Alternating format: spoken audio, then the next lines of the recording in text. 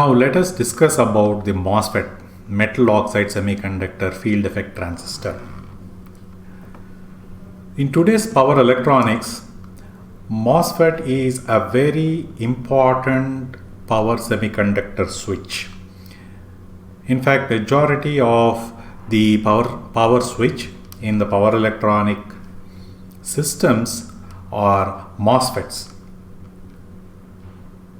So this is an important device and you have to know about this. So in the market you will see that the MOSFETs that are available are enhancement type MOSFETs.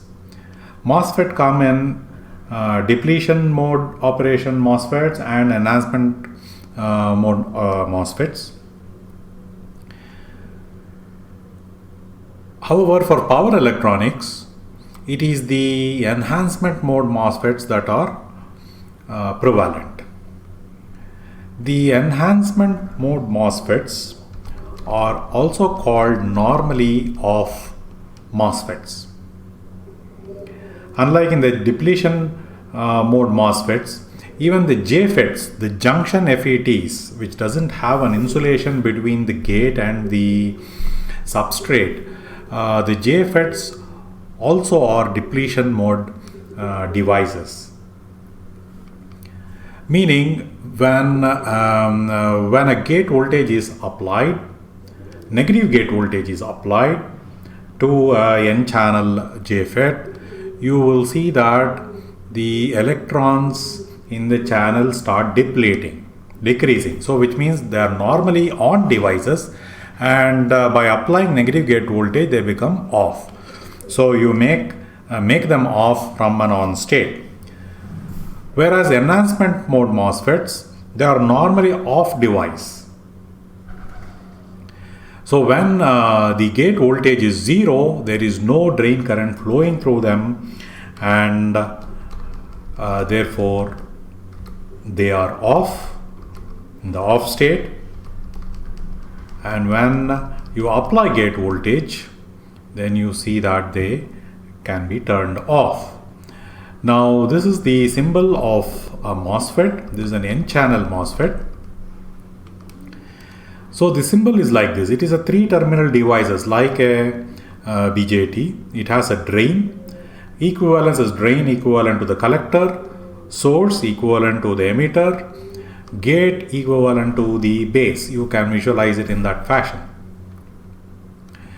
So there is a third terminal also called the substrate, which is most of the time internally connected to the source. So this is the symbol of an N-channel enhancement mode MOSFET.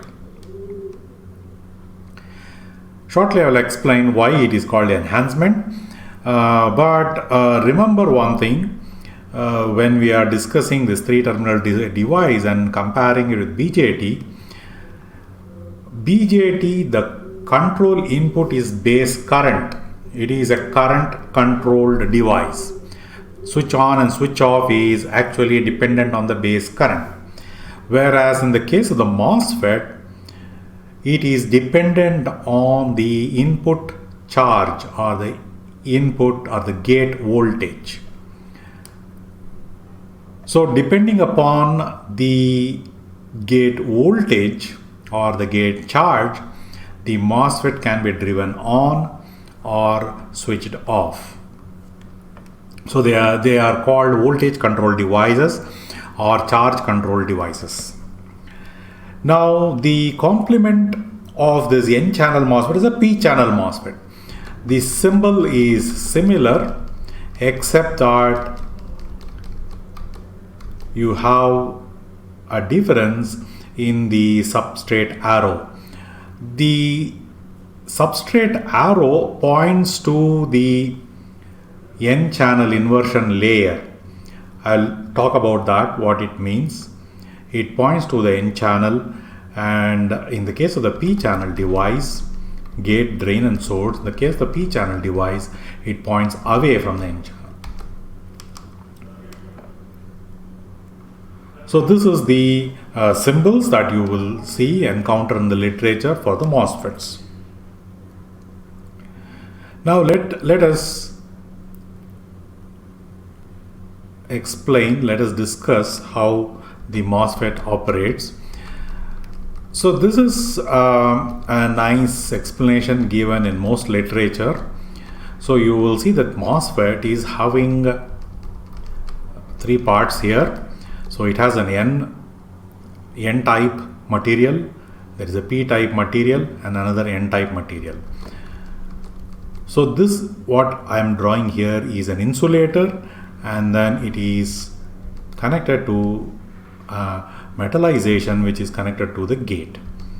So here this metallization is connected to the drain, and this metallization is connected to the source. So we can connect to the gate DC voltage, and the source is grounded, and the drain is connected to another DC voltage. The substrate is connected to the source. I have shown this externally, but normally that is done internally. So this is an N-type device, this intermediate device, the P-type device, and another N-type device. This is called the gate, this is called the source, and this is called the drain. So this is a visualization of a typical MOSFET, and you see that there is an in-between P-type. So there is no direct possibility of conduction of the majority carriers, in this case N-type, which means the electrons, through the channel. This is the channel. So there has to be a channel that has to be formed in the P-type layer for the electrons to move. At this state, when the gate is grounded, there is no channel, and then there is no current except for thermally excited electrons. So this, let us say VGS, and this we call VDS. So this circuit can be used for generating the static curves. We will come to that later. I will try to replace this with the symbol in the symbolic form and show you how this circuit looks like. So this is the symbol of an N-channel MOSFET, and you see this is the gate, this is the source, this is the drain, and this is the substrate connected internally. You look at the equivalence. So this is the VGS source, this ground for the source, and the D drain is passed through a voltage source to the ground. So you have drain, source, gate, this is VGS, and this is VDS. So this is an exact symbolic equivalent, circuit equivalent of the MOSFET. So let us understand this operation a bit. Very simple, much more easier than the BJT. So you apply VGS. Now this is an insulator, metal oxide, and this will act like a capacitor. So this is one plate of the capacitor, the other plate of the capacitor is the P substrate here. So when you apply positive here, the capacitor by capacitor operation, this side, the other plate of the capacitor will become negative. So you will see that you will have electrons accumulating here. Electrons will get attracted at this point, and then this will form a channel. This is called the inversion layer. So this inversion layer will connect the N-type material, top N-type material towards the drain side, and the bottom N-type material towards the source side.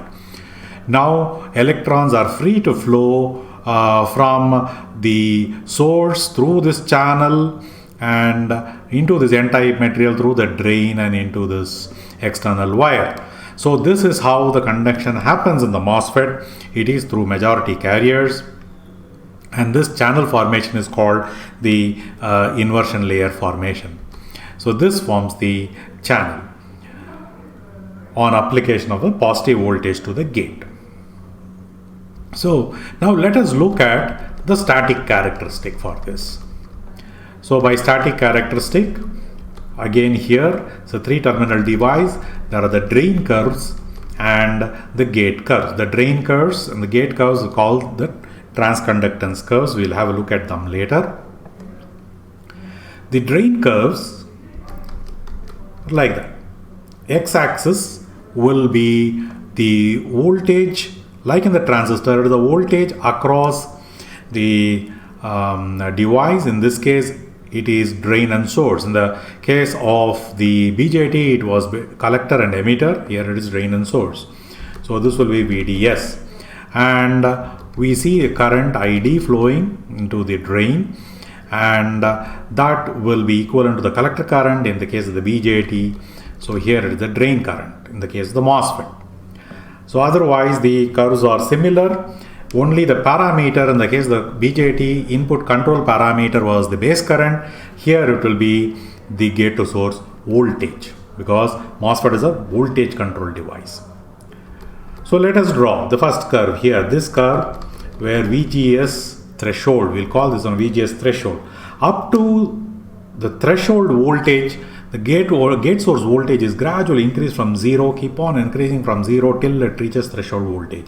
Up to threshold voltage, no drain current flows, which means the inversion layer is not formed fully, and no current flows through a drain to source. So that is the curve at VGS threshold. The moment you cross VGS threshold and give some voltage, let's say VGS 5 volts, which is above threshold. Normally VGS threshold is around 2 to 2.5 volts in most MOSFETs. And then let us say 10 volts, VGS 10 volts and VGS 15 volts. So you see the similarity with the collector curves of the BJT. Here it's also similar, except that the control input parameter is the gate to source voltage. So here also we have this region where the VDS is close to 0. This is the region where you want to operate the MOSFET as a switch. So this is the region where the MOSFET is on. So we'll call this the on state. And this is the region when there is no current flowing. This is the region where we say it is the off state. So this x-axis is the off state of the MOSFET, and almost close to the y-axis, slightly to the right of it, is the on state of the MOSFET. And this slope is basically determined by the RDS on of the MOSFET. You can find that out in the data sheet. So now let me draw another curve where the x-axis is VGS. X-axis is gate to source voltage. This is the control input, and there is no gate current because of the insulated metal oxide. Gate current is negligible. Let us plot it with respect to ID, which is the drain current, and because this is between a drain side parameter and the control input side parameter, this is called the transconductance curve. So this is the transconductance curve. So this point which I am marking here, the red mark, that is VGS threshold. So this is the threshold. Up to this voltage, when VGS is moved from here up to VGS threshold, there is no drain current flowing. So drain current flows from there on, and it kind of follows a square law. So this law, square law, is given in this fashion. ID, drain current, is proportional to VGS. VGS is this voltage, gate source voltage, minus VGS threshold, minus this whole square. So it is proportional to this. So ID is equal to, if I remove the proportionality, is equal to a constant factor, constant of proportionality K into VGS minus VGS threshold whole square. So let us mark this operating point. One operating point. Datasheet normally will give you one operating point called VGS on and IDS on. So this is an operating point on the transconductance curve.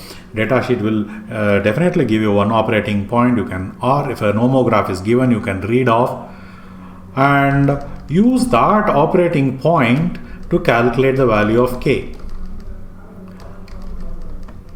Use it to find the value of K. So IDS on, VGS threshold are known. Use that to find the value of K.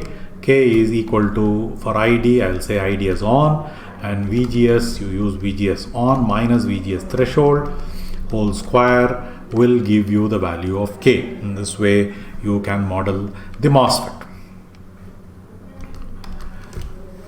So, these are the static characteristics of the MOSFET, the drain curves and the transconductance curve.